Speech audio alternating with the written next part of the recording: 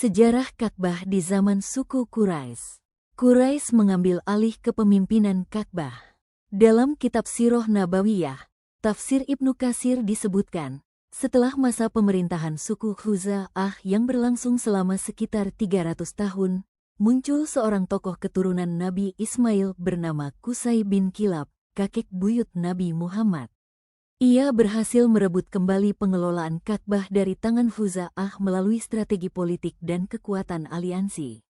Ia lalu membentuk institusi pengelolaan Makkah, membagi tugas-tugas seputar Ka'bah kepada klan-klan Quraisy.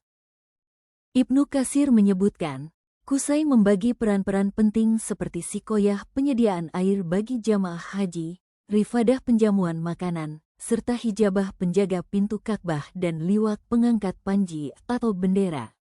Hal ini menciptakan tatanan sosial yang kuat dan menjadikan Quraisy sebagai pemimpin spiritual dan politik di Hijaz. Renovasi besar Ka'bah oleh Quraisy.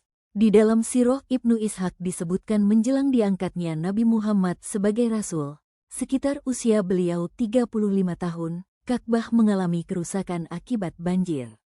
Quraisy kemudian berinisiatif merenovasi Ka'bah secara besar-besaran.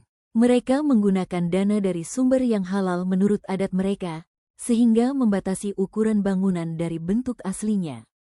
Peletakan Hajar Aswad dan konflik besar. Dalam Sirah Ibnu Hisham disebutkan, saat proses pembangunan mencapai peletakan Hajar Aswad, terjadi perselisihan besar antar kabilah Quraisy, karena masing-masing ingin mendapat kehormatan meletakkannya. Perselisihan ini hampir menyebabkan perang, hingga akhirnya diputuskan untuk meminta pendapat orang yang pertama kali masuk ke Masjidil Haram, yang ternyata adalah Nabi Muhammad. Beliau menyarankan agar Hajar Aswad diletakkan di atas selembar kain dan diangkat bersama-sama, lalu beliau sendiri yang menempatkannya ke sudut Ka'bah. Barakallahu fikum. Sampai jumpa di video selanjutnya.